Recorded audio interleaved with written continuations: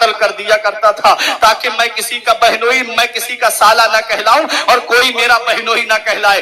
اس حال میں مکے والے پہنچ چکے تھے۔ محبوب کی آمد سے پہلے بچیوں کو زندہ درگور کیا جا رہا ہے، نبی کی آمد سے پہلے بچیوں کو زندہ گاڑا جا رہا ہے۔ ذرا سوچو تو صحیح، ایک صحابی ہے جن کا نام حضرت دہیہ کلبی ہے، انہوں نے آقا کی بارگاہ میں آ کے کہا تھا آقا کیا اللہ میرے گناہ معاف کر دے گا؟ آقا نے فرمایا تیرے گناہ کیا ہیں؟ کہا آقا میں نے بہت گناہ کیے ہیں۔ فرمایا گناہ تو بتا، میرا رب بخشنے والا مہربان ہے، اللہ سمندر کے جھاگوں کے برابر بھی گناہ معاف کر دیتا ہے۔ کہا تمہارا گناہ کیا ہے؟ تب دہیہ کلبی بولے آقا میں اپنے قبیلے کا سردار تھا، میرے اندر 70 گھر آتے تھے اور میں نے اپنے ان ہاتھوں سے 70 لڑکیوں کو زندہ گاڑ دیا ہے، میں نے اپنے ان ہاتھوں سے 70 لڑکیوں کو زندہ دفن کر دیا ہے۔ اتنا سننا تھا، میرے آقا کی بارگاہ میں جبرائیل علیہ السلام حاضر ہوئے، عرض کرتے ہیں آقا دہیہ کلبی سے کہہ دیجئے کہ وہ اسلام قبول کر لے، کلمہ پڑھ لے، اللہ سارے گناہ معاف کر دے گا۔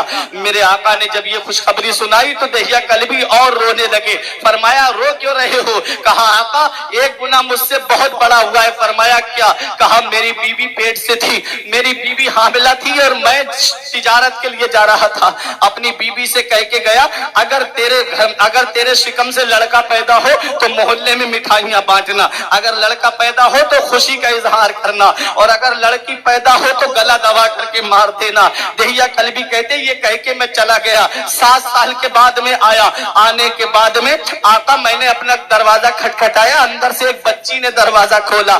جب بچی نے دروازہ کھولا میں نے پوچھا تو کون ہے؟ اس نے کہا میں اس گھر کے مالک کی بیٹی ہوں۔ اور اس بچی نے پوچھا آپ کون ہیں؟ کہا میں اس گھر کا مالک ہوں۔ وہ بچی چھوٹی سی میرے پیروں پہ لپٹ گئی، بولی ابا آپ کہاں چلے گئے تھے؟ میں کب سے اپنی ماں سے پوچھتی تھی ابا کب آئیں گے، میں آپ کے بارے میں صبح و شام پوچھتی تھی امی ابا کب آئیں گے۔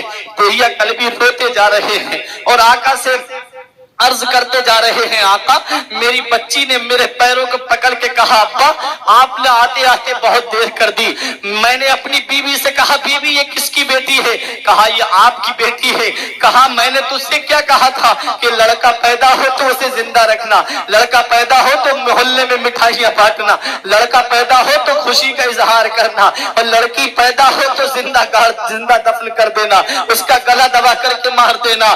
دہیہ کلبی نے جب اتنا کہا تو بی بی نے کہا میرے شوہر میں نے جب بچی کو جنم دیا تھا مجھے تمہاری نصیحت یاد تھی، میں اس کا گلا دبانا چاہتی تھی، تب میرے ضمیر نے آواز دی اگر تو نے اس بچی کو مار دیا تو قیامت تک کے لیے ماں کی ممتا سے بھروسہ اٹھ جائے گا، قیامت تک کے لیے کوئی ماں کے اوپر بھروسہ نہیں کرے گا۔ دہیہ کلبی کی بی بی نے کہا اس لیے میں نے اپنی بچی کو نہیں مارا۔ ارے نادان یہ بیٹی ہے، دیکھ اس کا چہرہ دیکھ کیسا پھول سا کھلتا ہوا چہرہ ہے۔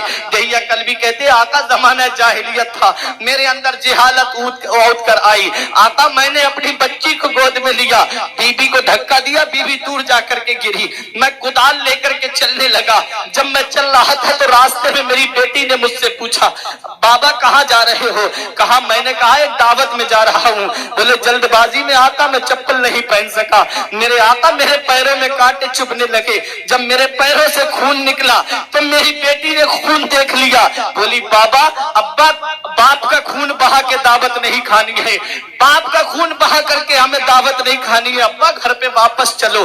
دہیہ کلبی کہتے مجھے پھر بھی رحم نہیں آیا، میں جنگل کی طرف نکل پڑا، میں نے گڑھا کھودنا شروع کر دیا، جب میں گڈھا کھود رہا تھا میری بیٹی اپنے چھوٹے چھوٹے ہاتھوں سے مٹی اٹھا کر کے باہر ڈال رہی تھی، اسے نہیں پتا کہ یہ گڑھا اسی کے لیے کھودا جا رہا ہے، اسے نہیں معلوم تھا کہ آج اس کا باپ جلاد بن چکا ہے، بیٹیوں کا یہ حال مکے میں ہو چکا تھا۔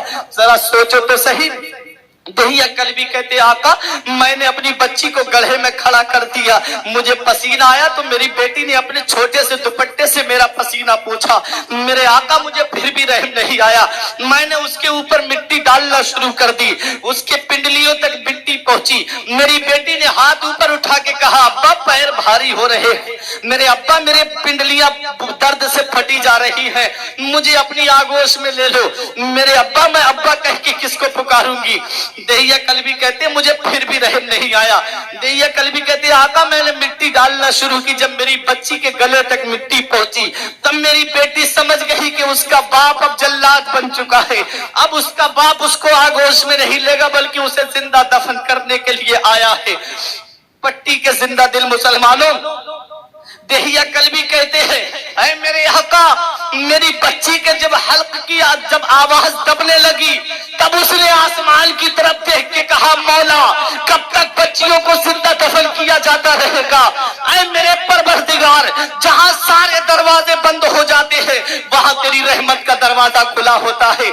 इधर तुम जिस हिंदुस्तान में रहते हो, इसी गंगा नदी के किनारे पर ऐसा दौर बन चुका था, अगर किसी का शौहर इंतकाल कर जाता तो उस जवान लड़की को भी उसी चिता पे जला दिया जाता था। उसका बाप भी निगाहों के सामने खड़ा होता, उस बेटी का चचा भी निगाहों के सामने होता, उस बेटी का भाई भी उसका निगाहों के सामने खड़ा होता। वो गरीब बेचारी कहती मेरा शौहर इस दुनिया से चला गया, मुझे क्यों जलाया जा रहा है, मेरा शौहर चला गया, अरे मेरे बाप मुझे क्यों जिंदा जलाया जा रहा है। तो बाप कहता है बेटी यही रस्मो रिवाज है, यही रीत चली आ रही है। बेटी मैं सोसाइटी से लड़ाई नहीं ले सकता, मैं अपने खानदान वालों से जंग नहीं कर सकता, बेटी तुझे भी इस चिता पे जलना पड़ेगा। इधर चिताओं पे जलने वाली बेवाएं आसमान के पर्दों की तरफ, पर्दों पर उनकी आवाजें पहुंची। उधर मक्के में दफन होने वाली बच्चियां रो रो करके कह रही थी मौला कब तक जिंदगियां तबाह होती रहेंगी। बेटी बचाओ बेटी पढ़ाओ का नारा इन्हें आज मिला है। अरे ये नारा 1400 साल पहले मदीने वाले मुस्तफा ने दिया था।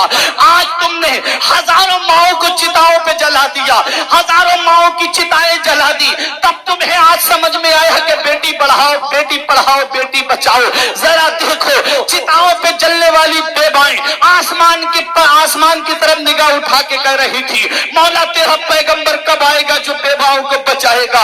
मक्के में दफन होने वाली बच्चियां रब की बारगाह में अर्ज कर रही थी मौला कब तक बच्चियां जिंदा दफन होती रहेंगी, कब तक बच्चियों को जिंदा गाड़ा जाता रहेगा, कब तक बच्चियों को जिंदा दफन किया जाता रहेगा, कब तक बच्चियों का गला घोटा जाता रहेगा। इधर बेवाएं रो करके कह रही थी मौला कब तक बेवाओं को चिताओं पे जलाया जाता रहेगा। तो ऐ पट्टी के जिंदा दिल मुसलमानों, ठीक 12 रबीउल नूर को ऐन खानाए काबा के सामने से, अब्दुल मुत्तलिब के मकान से, अब्दुल्ला के घर से, हजरत आमिना की गोद में जब नबी की आमद होती है तो आसमान में एक आवाज बुलंद होती है ऐ दफन होने वाली बच्चियों अब परेशान मत हो, ऐ चिताओं पे चलने वाली बेवाओं अब परेशान मत हो, तुम्हें बचाने के लिए मोहम्मद रसूलुल्लाह है। तुम्हारे तकबीर, नारे रिसालत, नारे गौस, मसलके आला हजरत,